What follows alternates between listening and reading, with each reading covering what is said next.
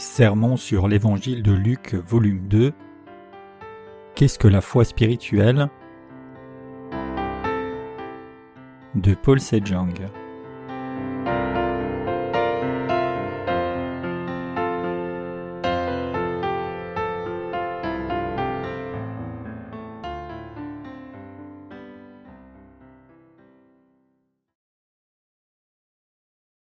Regardez de plus près à la foi de Marie.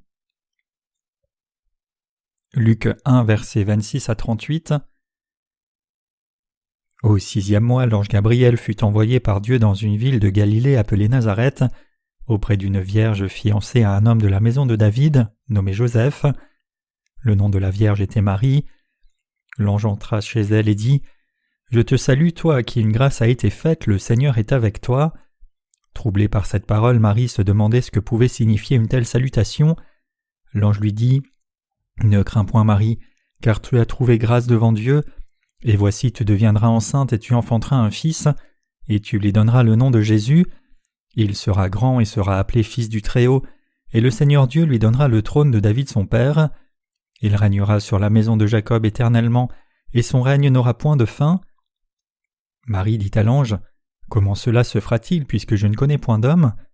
L'ange lui répondit : « Le Saint-Esprit viendra sur toi et la puissance du Très-Haut te couvrira de son ombre. C'est pourquoi le Saint-Enfant qui naîtra de toi sera appelé Fils de Dieu. Voici Élisabeth ta parente a conçu elle aussi un fils en sa vieillesse, et celle qui était appelée stérile est dans son 6e mois, car rien n'est impossible à Dieu. » Marie dit : « Je suis la servante du Seigneur, qu'il me soit fait selon ta parole. » Et l'ange la quitta. Frères et sœurs, nous allons regarder de plus près à la foi de Marie à travers le passage des Écritures d'aujourd'hui. Même si Marie ne pouvait pas comprendre le message de l'ange, elle a renié ses propres pensées humaines et a accepté le message de l'ange de la part de Dieu. C'est ainsi qu'elle a pu participer au ministère de Dieu de porter le Fils de Dieu en obéissant à la parole de Dieu. Quel genre de foi est la foi correcte en Dieu ? Cela commence par croire la parole de Dieu et se finit en portant des fruits spirituels par la foi dans la justice de Dieu. Donc nous devons commencer par accepter la parole de Dieu en y obéissant. Nous pouvons atteindre la justice de Dieu en croyant ce que Dieu appelle la vérité comme la vérité. Cela signifie atteindre la justice de Dieu en acceptant la parole de Dieu en y obéissant. Sans croire dans la justice de Dieu, il n'y a pas de moyen d'avoir la foi correcte. Pour prendre un exemple, la foi dans des expériences physiques surnaturelles comme des visions ou parler en langue sont discutables pour leur statut de foi correcte. Dieu dit à Marie que la foi correcte est la foi qui conduit à sa justice. Quand nous voyons Marie accepter la parole de Dieu, nous pouvons nous douter de ce dont sa foi avait l'air. Marie était une vierge à l'époque. Elle était fiancée à un homme nommé Joseph. Tout à coup, un ange est venu vers elle avec la parole de Dieu comme il est écrit. L'ange entra chez elle et dit : « Je te salue, toi à qui une grâce a été faite. Le Seigneur est avec toi. » Troublée par cette parole, Marie se demandait ce que pouvait signifier une telle salutation. L'ange lui dit : « Ne crains point Marie, car tu as trouvé grâce devant Dieu. Et voici tu deviendras enceinte et tu enfanteras un fils et tu lui donneras le nom de Jésus. Il sera grand et sera appelé Fils du Très-Haut, et le Seigneur Dieu lui donnera le trône de David son père. » Luc 1, versets 28 à 32. Marie a entendu la parole de Dieu à travers l'ange, mais elle doutait. Le message de Dieu à travers l'ange était trop exceptionnel pour que Marie le digère. Elle était chez elle quand l'ange est venu et a dit : « Je te salue, toi à qui une grâce a été faite, le Seigneur est avec toi. » Puis l'ange lui a dit : « Ne crains point Marie, car tu as trouvé grâce devant Dieu, et voici tu deviendras enceinte et tu enfanteras un fils, et tu lui donneras le nom de Jésus. Il sera grand et sera appelé Fils du Très-Haut, et le Seigneur Dieu lui donnera le trône de David son père. Il régnera sur la maison de Jacob éternellement, et son règne n'aura point de fin. » Luc 1, versets 29 à 33. Quand elle a entendu que Jésus-Christ allait naître à travers elle, elle en avait le souffle coupé plutôt que d'être surprise. C'était plutôt alarmant d'entendre qu'une vierge allait avoir un bébé, et c'est plus choquant d'imaginer ce qui allait arriver à travers Marie. Elle a dit d'un point de vue humain qu'elle était fertile mais ne pouvait pas avoir de bébé, puisqu'elle n'avait couché avec aucun homme jusqu'alors. L'ange lui dit que sa parente Élisabeth, qui était à l'origine stérile, avait conçu un bébé par la puissance de la parole de Dieu, et qu'avec Dieu rien n'était impossible. Elle a alors renoncé à elle-même et ses pensées, et a accepté la volonté de Dieu en disant « Je suis la servante du Seigneur, qu'il me soit fait selon ta parole ». De même, nous choisissons de croire que l'évangile de l'eau et l'esprit a enlevé les péchés de tous les croyants une fois pour toutes, même si nos propres pensées résistent à l'idée que nos péchés puissent être enlevés en une fois. Nous sommes nés de nouveau quand nous avons mis de côté nos préjugés et stéréotypes et avons cru l'évangile de l'eau et l'esprit à travers Jésus-Christ. Frères et sœurs, la foi dans la justice de Dieu vient par la parole de Dieu, après avoir renoncé à nos propres pensées humaines, doutes et préjugés. Nous pouvons l'accepter en obéissant à la parole de la justice de Dieu. Comme la puissance du Très-Haut accomplit la volonté de Dieu, nous devenons enfants de Dieu par la foi dans l'évangile de l'eau et l'esprit, qui purifie nos péchés cramoisis et nous rend blancs comme neige. Frères et sœurs, pour avoir foi dans la justice de Dieu, nous devons abandonner nos pensées humaines et nous en détourner. Comme vous pouvez le voir dans le passage d'aujourd'hui, Marie a mis ses pensées humaines de côté et a accepté la volonté de Dieu dans son cœur. Quand elle a accepté et confessé sa foi en disant « Qu'il me soit fait selon ta parole », le bébé Jésus a été conçu en elle puis est né dans ce monde. Marie n'aurait pas pu accepter la parole de Dieu avec ses propres pensées, mais elle a renoncé à elle-même et a obéi à la parole. C'est la foi dans la justice de Dieu par laquelle nous pouvons porter Jésus dans nos cœurs. Nous nous sentons reconnaissants devant la parole de Dieu qui est venue par l'évangile de l'eau et de l'esprit. Qui peut concevoir le bébé Jésus dans son cœur ? Ce sont ceux qui croient dans l'évangile de l'eau et l'esprit et croient que la parole de Dieu se réalisera exactement comme elle est écrite, et ce ne sont pas ceux qui croient selon leurs propres pensées qui peuvent concevoir le bébé Jésus.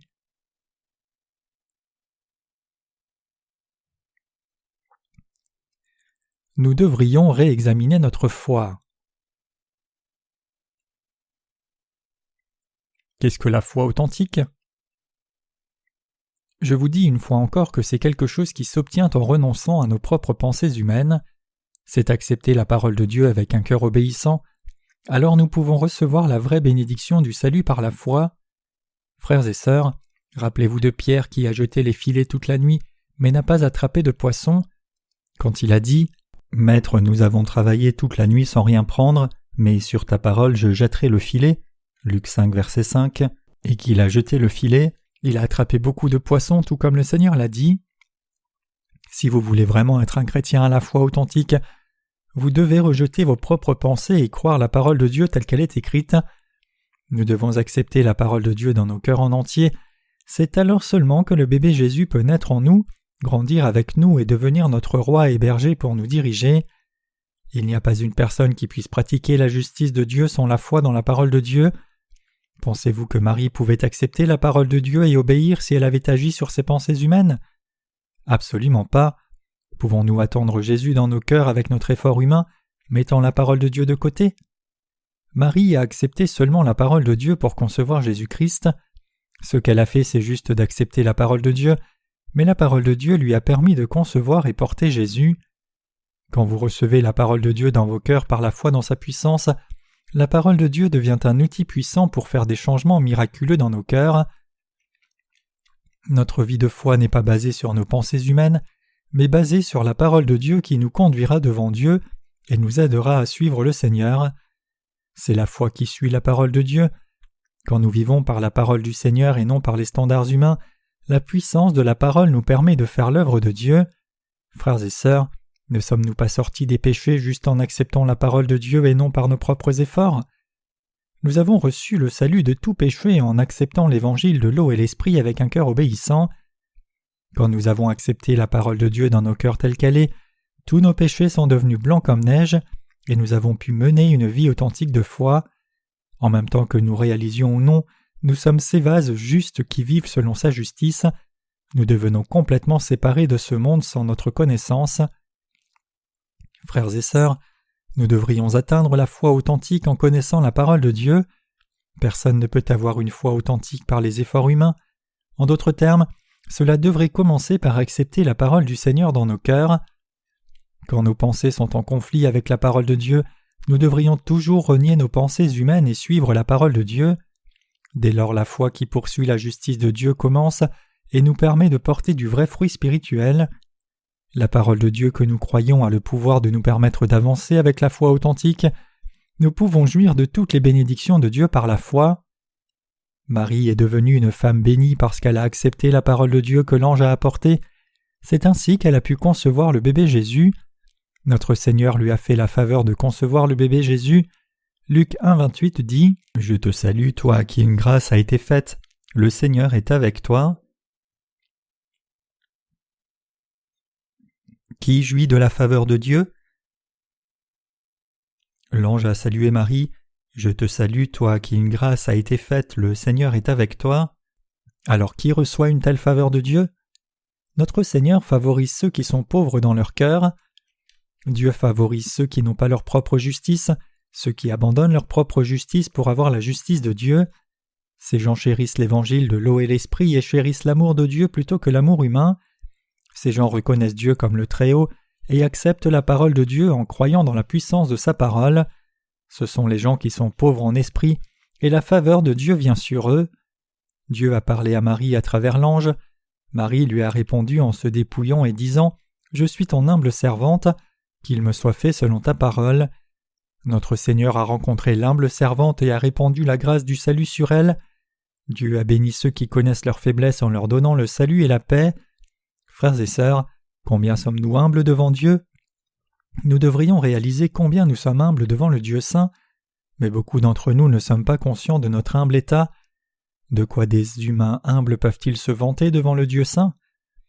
Dieu a traité Jacob de vers, Ésaïe 41, verset 17. Nous sommes tous comme des vers de terre qui sortent les jours de pluie et rampent sur le sol boueux. Dieu nous appelle aussi larves, Job 25, verset 6. Nous sommes de telles créatures humbles. Néanmoins, Dieu a donné sa grâce du salut à des gens comme des vers de terre et larves.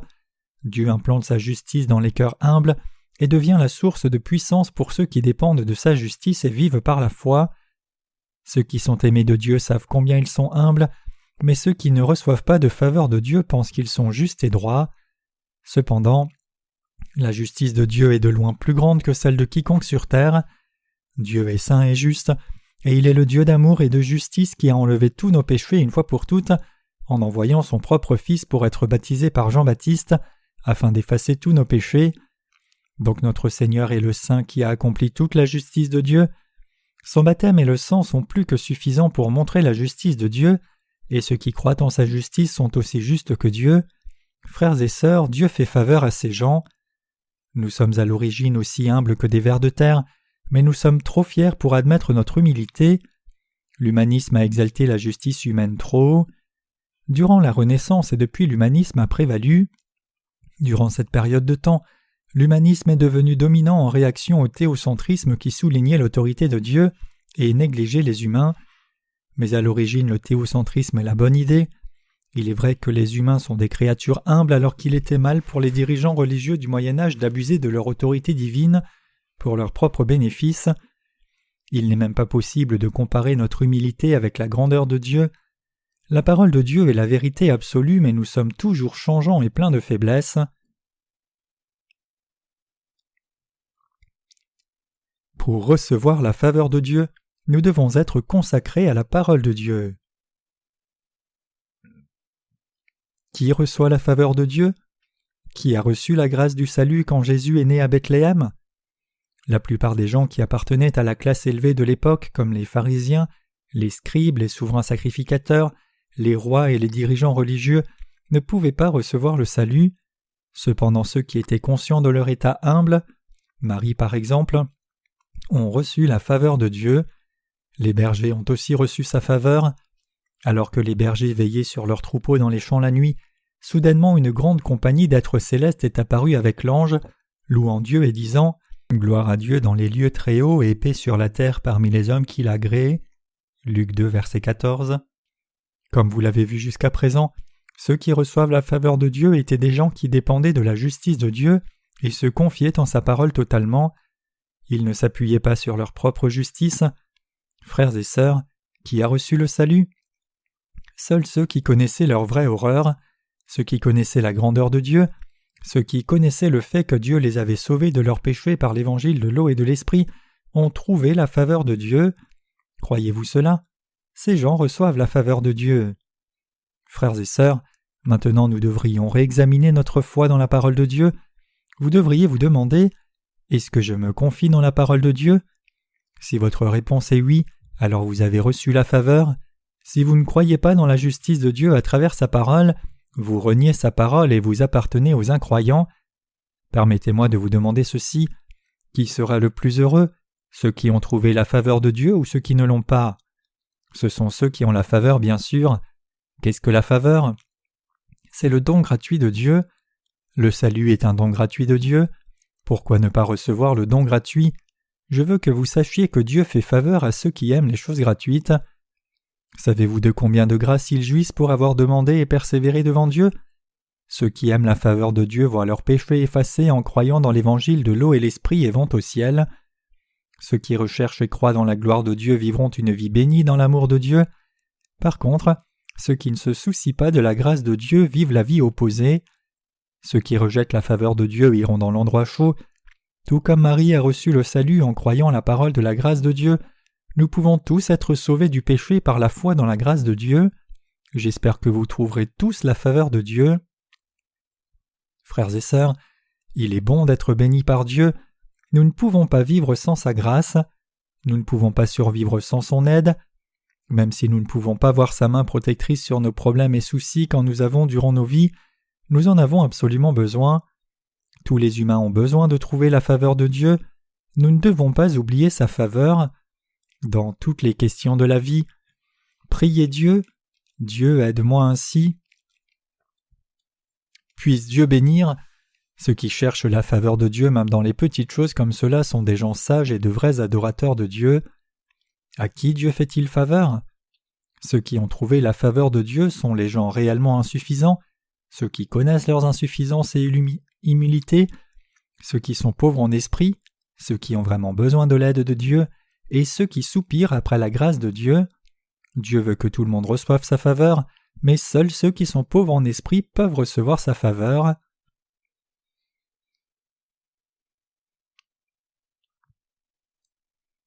La parole de Dieu est puissante. Qu'est-ce que l'ange a dit à Marie? Il a dit que la puissance du Très-Haut la couvrirait. Il dit que la puissance de Dieu, non Dieu lui-même, couvrirait Marie. C'est comme quand Dieu a créé la lumière. Quand Dieu a dit que la lumière soit, la puissance de la parole de Dieu a permis à la lumière de venir à l'existence pour que nous puissions maintenant voir durant le jour. Avec la puissance de sa parole que la lumière soit, au moment de la création des cieux et de la terre, la lumière existe toujours des millions d'années plus tard.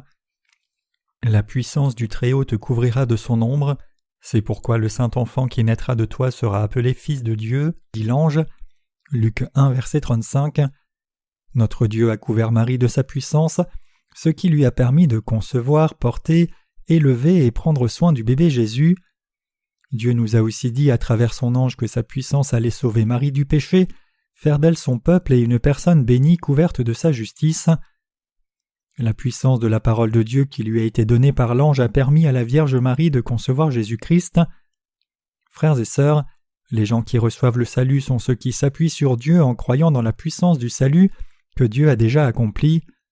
Le bébé Jésus peut être conçu en quiconque a reçu la rémission des péchés en croyant la parole de Dieu et sa puissance. Jésus-Christ vient dans le cœur de ces gens-là. Frères et sœurs, croire dans la puissance de Dieu qui a enlevé nos péchés cramoisis une fois pour toutes par l'évangile de l'eau et de l'esprit, c'est accueillir Jésus-Christ dans nos cœurs. Jésus-Christ est déjà dans ceux qui croient dans sa puissance. Dans nos cœurs, en tant que croyants dans l'évangile de l'eau et de l'esprit, il fait que notre foi et notre connaissance de sa parole grandissent. La Bible dit que Jésus grandissait en sagesse et stature et dans la faveur de Dieu et des hommes. Luc 2, verset 52. Et donc notre foi devrait en faire autant après que nous ayons accueilli Jésus-Christ comme notre Seigneur. Notre foi ne devrait pas être stagnante, mais devrait continuer de grandir après que nous soyons nés de nouveau par l'évangile de l'eau et de l'esprit. Dieu est celui qui fait que nous continuons de grandir. Sa puissance merveilleuse nous fait grandir. Dieu continue de nous nourrir. Il continue de nous protéger par sa parole. Il continue de guérir nos blessures. Pourquoi fait-il cela? C'est parce que Satan et les démons nous harcèlent et nous blessent encore. Dieu est celui qui guérit les blessures, mettant des bandages dessus, apportant de la nourriture, et déversant des bénédictions sur nous.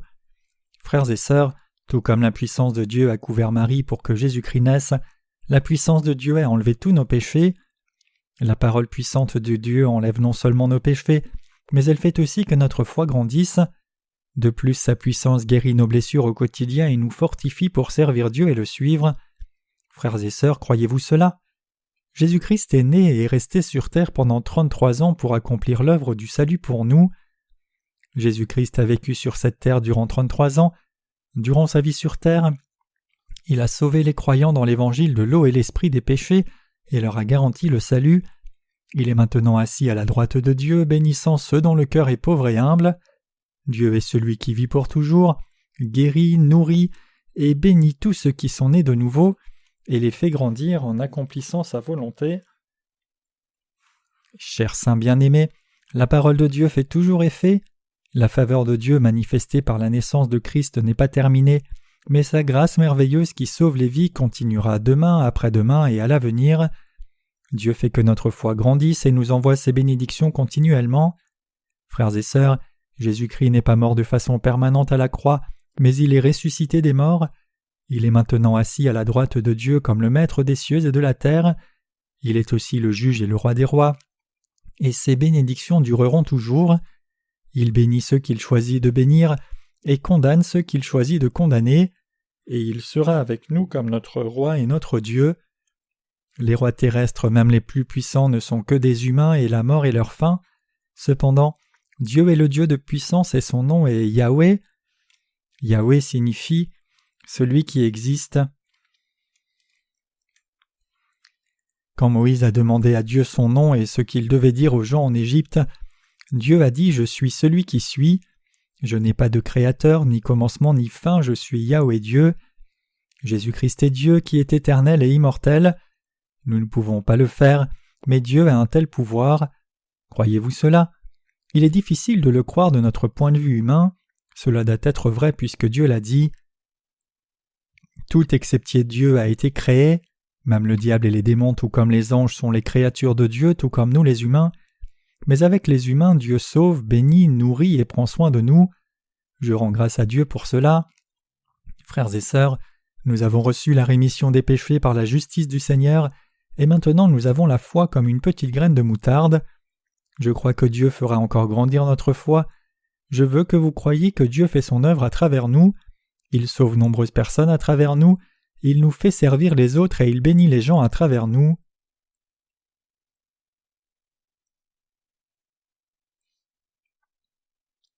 Qu'il me soit fait selon ta parole. Luc 1, verset 38 dit « Marie dit, je suis la servante du Seigneur, qu'il me soit fait selon ta parole, et l'ange la quitta. » Il est écrit dans la Bible que Marie dit qu'il me soit fait selon ta parole. Quand Marie a entendu le message de l'ange, elle a tout mis sous les soins de Dieu par la foi. À ce moment précis, ce que Dieu lui a dit s'est accompli et la parole du Seigneur et la bénédiction ont été siennes. Dire qu'il me soit fait selon ta parole à voix haute signifie recevoir la parole de Dieu et être prêt pour ses bénédictions. Juste parce que Dieu l'a dit, Marie a accepté la parole de Dieu telle qu'elle. Puisque la parole de Dieu est puissante, elle a pris chaque parole de Dieu dans son cœur. Qu'il me soit fait selon ta parole. En conséquence de son engagement, elle a été bénie de toutes les bénédictions célestes. Vous devriez savoir cela. Frères et sœurs, nous aussi pouvons être des gens bénis comme Marie en croyant la parole de Dieu tout entière. J'ai mentionné qu'à cause de sa foi tout allait être fait selon la parole de Dieu, et cela lui a apporté toutes les bénédictions. Donc Marie a loué Dieu comme vous pouvez le voir en Luc 1 versets 46 à 48. « Mon âme exalte le Seigneur et mon esprit se réjouit en Dieu mon Sauveur, parce qu'il a jeté les yeux sur la bassesse de sa servante, car voici désormais toutes les générations me diront bienheureuse. » Elle a vu à l'avance que toutes les générations la diraient bénie. Puisque Marie a loué le Seigneur avec son âme et a reçu la parole de Dieu, elle a pu jouir de toutes les bénédictions de Dieu. Son esprit s'est réjoui en Dieu son Sauveur parce qu'elle croyait que Dieu avait considéré son état humble dans sa miséricorde. Dieu fait faveur aux gens comme Marie, considère et bénit les humbles de génération en génération. Nous ne sommes pas différents de Marie. Nous avons entendu la parole de Dieu tout comme Marie l'a entendu par un ange. De quoi avons-nous entendu la parole de Dieu ? Dans le passé, Dieu a envoyé ses messages à travers ses anges, mais maintenant, il utilise son peuple et ses serviteurs. L'ange nommé Gabriel s'occupait de la communication pour Dieu. Gabriel était un ange messager. Tout comme Dieu a parlé à Marie à travers son ange messager, Gabriel, la parole de Dieu est maintenant apportée par les chrétiens nés de nouveau et les serviteurs de Dieu. Tout ce que vous devez faire, c'est recevoir la parole de Dieu en confessant « Qu'il me soit fait selon ta parole ». Frères et sœurs, avez-vous cru la parole de Dieu quand les serviteurs de Dieu vous l'ont apportée ? Croire le message apporté, c'est comme ce que Marie a fait. Si Marie n'avait pas cru au message de l'ange, elle n'aurait pas reçu les bénédictions de Dieu. De même, la parole de Dieu ne peut pas être entendue sans messager. Par conséquent, la foi vient de ce qu'on entend le message, et le message s'entend par la parole de Christ. Romains 10, verset 17. Si votre foi n'est pas basée sur la parole de Dieu, la foi ne va jamais grandir, peu importe combien vous essayez par vos propres efforts. Si l'ange n'était pas apparu à Marie et si elle avait pensé elle-même que Dieu allait la bénir de toute façon, elle n'aurait pas reçu de bénédiction du tout. C'est seulement par l'évangile de l'eau et de l'Esprit du Seigneur qu'elle a pu se confier dans la parole de Dieu en disant « Qu'il me soit fait selon ta parole », et par cet engagement elle a reçu la rémission de ses péchés et toutes les bénédictions célestes. Jésus-Christ a dit à Jean-Baptiste « Laisse faire maintenant, car il est convenable que nous accomplissions ainsi tout ce qui est juste. » Matthieu 3, verset 15. En d'autres termes, il disait qu'il convient d'enlever les péchés de tous les gens. La justice dans ce verset, c'est Yi en caractère chinois. Ce qui est étonnant, c'est que ce caractère chinois est composé de deux caractères indépendants, Yang qui signifie brebis et Wo qui signifie je. Ce caractère chinois nous donne une image du sacrifice d'Abel. Chacun de nous peut aussi être juste quand nous allons devant Dieu en apportant l'agneau de Dieu Jésus-Christ. Dieu est venu sur cette terre et a fait les choses qui sont justes. Jésus a enlevé les péchés des gens par son baptême et s'est donné lui-même à Dieu en sacrifice pour payer la pénalité à la croix, pour que les pécheurs soient sauvés. Autrement, les humains iraient en enfer à cause des péchés, deviendraient esclaves de Satan et des démons, souffriraient des péchés et ne pourraient recevoir aucune bénédiction. C'était la bonne chose devant Dieu et le message du Seigneur qui nous a sauvés. Jésus est venu sur la terre pour cette raison. Jésus qui est Dieu lui-même a été baptisé. Au moment même où Jésus a été baptisé au Jourdain il y a environ 2000 ans, tous nos péchés ont été transférés sur Jésus. Croyez-vous que tous vos péchés de votre vie entière ont été transférés sur Jésus ? Croyez-vous que vous êtes sauvés avec la conviction de votre cœur et la confession de votre bouche ? Romains 10, verset 10. Voici l'agneau de Dieu qui ôte le péché du monde. Frères et sœurs, où sont les péchés du monde maintenant ? Qui a pris tous ces péchés ? Jésus-Christ s'est occupé de nos péchés par son baptême. Après qu'il ait été baptisé par Jean-Baptiste pour enlever nos péchés, il a prêché l'Évangile pendant 3 ans. Jésus a dit à la femme attrapée en plein adultère « Je ne te condamne pas non plus, va et ne pêche plus » Jean 8, verset 11. Jésus n'a pas condamné la femme adultère qui avait été attrapée en pleine action. Pourquoi cela ? C'est parce que Jésus avait déjà pris tous les péchés du monde et ne pouvait pas la juger selon les standards du monde. Aussi, c'était une femme pauvre en esprit. Elle était pleinement consciente de son humilité comparable au ver de terre, ses péchés et son état pauvre. Elle savait qu'elle n'avait aucune justice en elle et attendait la punition de Jésus. Jésus dit « Je ne te condamne pas non plus ». Il ne l'a pas condamnée, pourquoi ? Il dit « Je me suis occupé de tes péchés, donc tu n'as plus de péché. Je savais déjà que tu allais pécher. Croyez-vous aussi cela ? » Comme dans cet exemple, Jésus est devenu le Sauveur pour chacun de nous. Qu'il me soit fait selon ta parole. Si vous avez accueilli Jésus-Christ dans votre cœur avec une telle prière, puisque la parole du Seigneur nous a sauvés et adoptés comme ses enfants, vous êtes enfants de Dieu. Jésus envoie le Saint-Esprit dans le cœur des enfants de Dieu. Il fait que notre foi grandisse par le corps de l'Église, tout comme le bébé Jésus a grandi dans le ventre de Marie. Puis il nous aide à porter Jésus-Christ et à grandir avec lui. Donc vous devez savoir désormais que Jésus-Christ a veillé sur nous pour nous protéger et nous bénir, depuis que nous sommes nés de nouveau, même s'il ne semble pas être très impliqué dans nos vies. Frères et sœurs, c'est de loin au-dessus de notre compréhension que Dieu lui-même soit devenu notre roi, notre maître et qu'il dirige nos vies. Bien-aimés frères et sœurs, il y a tant d'autres paroles de la Bible qu'il me soit fait selon ta parole. Après que nous soyons devenus des chrétiens nés de nouveau, notre vie chrétienne ne s'arrête pas là, mais plutôt elle commence là. Nous devrions grandir spirituellement, renoncer à nous-mêmes pour nous confier en Dieu, combattre le monde et aimer le Seigneur plus que quoi que ce soit dans le monde. Nous pouvons aimer ce qui est dans le monde, mais nous ne pouvons qu'aimer le Seigneur davantage. Son amour pour nous est bien plus grand que tout autre amour dans le monde. Je t'aime, Seigneur. Frères et sœurs, même si nous tombons fréquemment, sommes blessés et marqués, rappelez-vous que Jésus-Christ a enlevé nos péchés et nous a bénis. Le Seigneur est le seul qui peut nous donner le vrai repos et les bénédictions. Frères et sœurs, il nous aime. Quand nous comprenons son amour et venons à lui avec amour, il transforme nos vies dans sa puissance en merveilleuses bénédictions. La Bible dit « Ton ancienne prospérité semblera peu de choses, celle qui t'est réservée sera bien plus grande. » Job 8, verset 7. Pour les fidèles, la fin sera plus prospère que le commencement. Dieu nous a promis qu'il nous bénirait pour que nous soyons prospères. Croyez-vous cela? Frères et sœurs, Dieu a béni Marie et elle allait être appelée bénie par toutes les générations. Cependant, quand elle a conçu le bébé Jésus, c'était très embarrassant pour elle. Avoir un bébé hors du mariage n'était pas quelque chose dont elle pouvait être fière. Mais quand Jésus faisait son ministère, une femme lui a dit d'une voix forte « Heureux le sein qui t'a porté et heureuses les mamelles qui t'ont allaité. » Luc 11, verset 27. Marie était une femme très humble au départ. Tous les humains sont humbles à l'origine. Je voulais vous dire que Marie est devenue une personne vraiment bénie et glorifiée avec le temps parce qu'elle a accepté la parole de Dieu et la parole de Dieu est venue sur elle. Accepter Jésus-Christ ne semble rien du tout au départ, mais alors que le temps passe, Dieu nous modèle en des vases plus grands et forts qui contiennent la bénédiction de Dieu.